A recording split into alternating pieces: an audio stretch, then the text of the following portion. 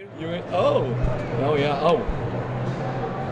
3, 2, 1, go. Hello, this is Ignacy and Portal Games. And this is the Podfather of Gaming, Steven Bonagor. You are listening to Board Games Insider, episode 250! Woo!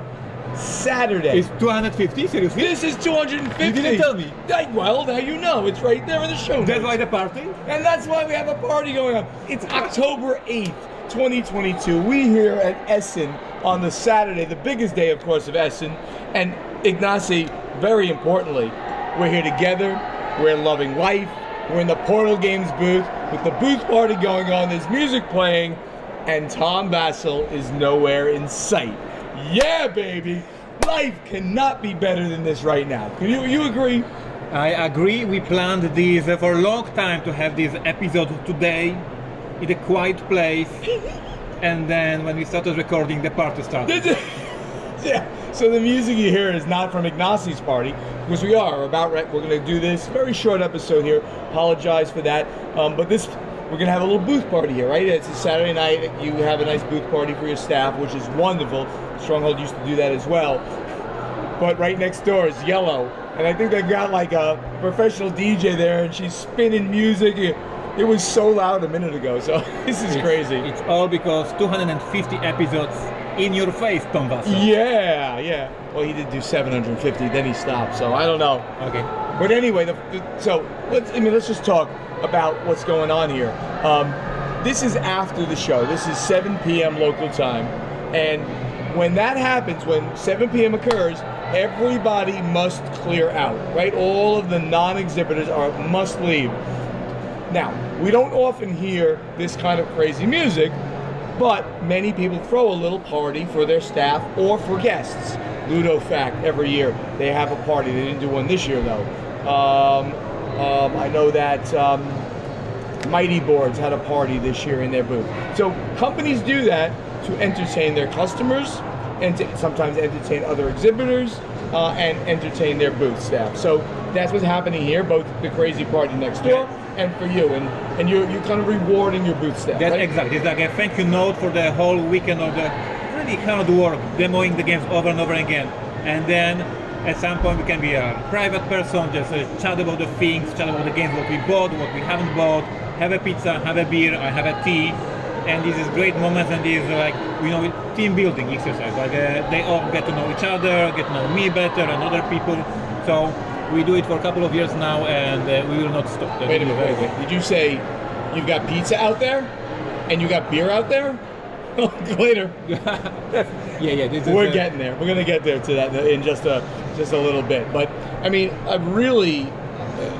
I'm amazed at how good this show has been, and I'm not just saying that for you guys to excite you. Really, it feels like a full-scale Spiel at Essen.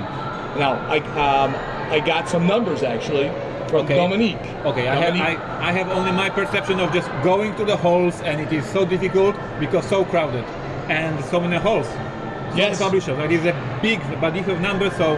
Yeah, but I mean, the numbers are soft at the moment, but she gave me an idea. First of all, she said that they sold only 100,000 square feet less than they did in 2019, the big year. So when you're talking about, when you're talking like a crazy amount of square footage that this place takes up, it's not that much smaller, number one. And number two, she thinks that the attendance, not sure yet, will only be 80 to 90% less. So the numbers are strong. At Gen Con, for instance, they sold all the exhibitor space because their exhibitor space is very constrained. Much smaller than this exhibitor space. And their attendance was about 90%. So those numbers are very comparable, showing that really the biggest board game convention, is really coming back with a vengeance. Yes, and what I was reporting after Gen Con, and I can report very happily today, sales are insane. So thank you customers, thank you gamers. So your sales too, or everybody? This is my best Essen ever. No. But by far. Wow, that's awesome, dude. And also by perception thing, and you saw it the same lines to the publishers. You see the lines of people staying in the line to buy the games. For us it will be insane show. Thank you everyone who came to buy a game. So it's the same like the Gento. Attendance are back, people are back, publishers are back, and sales are growing. Amazing. Right. And a quick little note, like what happened today in particular, we had the meet and greet, and it was very nice. In the booth it said uber special guest of honor Stephen Bonifer. So this is my team trolling me because I didn't know that before. Oh, you didn't know that? They didn't tell me. That is awesome. That is so awesome. So we had a really nice little meet and greet. I would say maybe a total of 20 people came. Mostly there was like a high watermark of maybe 15 or 16 people, but a total of 20 over the whole period of time for an hour was wonderful. And I believe we haven't done an official counting the same way the Spiel hasn't done official counting, but I believe I got much more beer than you got cookies. Wouldn't you agree with that statement? Don't lie. Now you're on camera. You're on here. Don't you agree that I got more beer than you got? Dear listeners, you failed me when we haven't won a Golden Geek Award. You failed me when this dude from New Jersey get more gifts than I. So what the hell? That was my invention, that was my idea to get gifts, and now I am reaching into for those who are listening who can't see this, I'm reaching into my bag here to show all the bottles of beer. And I invited Steven and all our guests to my fancy table, and then Steven just poured beer on the. I mean, I think that table you could buy that table from Wood. Let's give them a plug. Yep. Wood Crafters. Yep. For 1,100 euro. So when I opened the bottle, which was warm, just to share it was warm. It kind of exploded a little bit, like a volcano, all over the table. And the guy just says, "Sold, 1,100 euro. Let's go." The guy, I owed him 1,100 euro. I just say with cookies, things like that don't happen. Just saying. Yeah, who wants to clean those crumbs up? Yeah. So anyway, that was a really thing. Thank you everybody who did show up for that. It's great to hear that your sales were so strong, and they're continuing. We still have a full day left of the show, which is amazing. My walking around, yes, I 100% agree. Though the halls are full. Every exhibitor that I talked to, my friends, they're saying their sales were fantastic. So all of these things together. For 2 games that I wanted to buy, and in the morning I saw them at the booth. Then I came here, and then so I go to buy a few hours later. Both of them sold out. Right. So it's happening here. And the games that I wanted were sold. Well, I got the game. I had pre-ordered War of the Ring, the card game.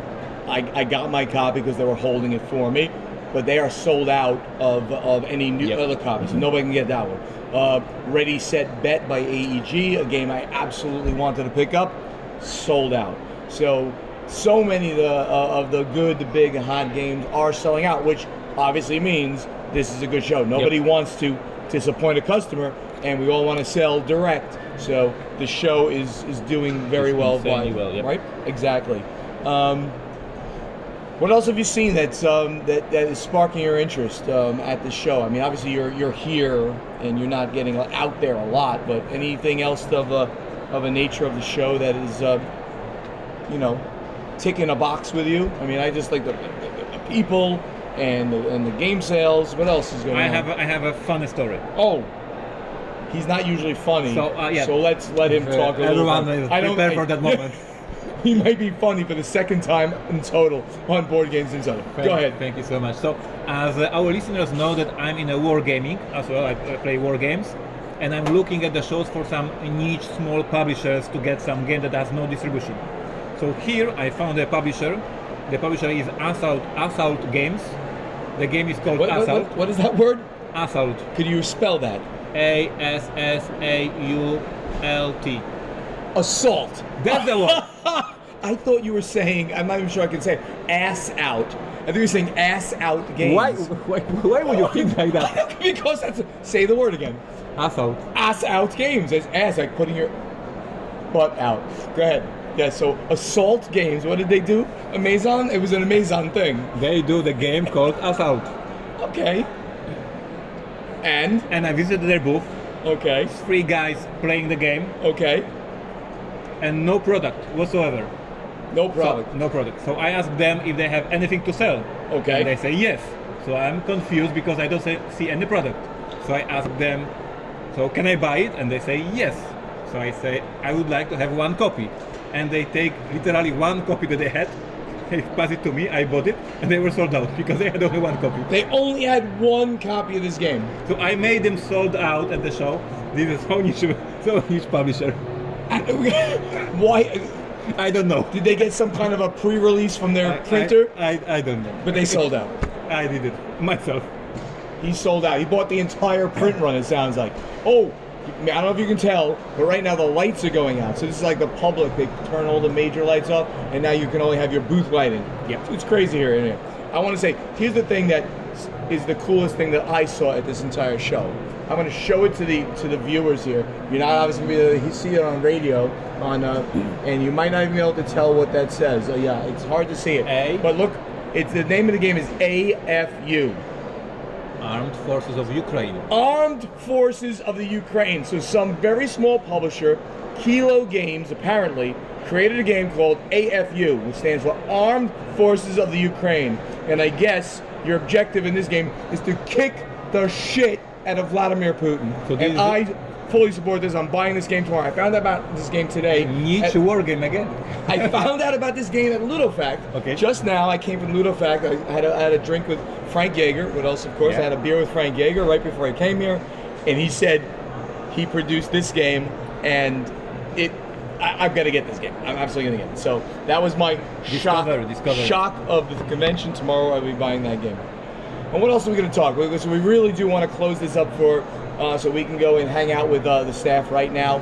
I'm just going to say I'm going to close this out with just a thank you to everybody who's listening to us. I mean, really, we are on 250 episodes. This has been amazing.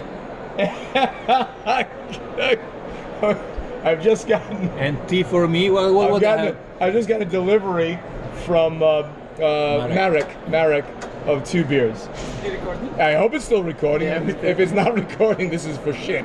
Oh, I can't say that on the Dice Tower Network.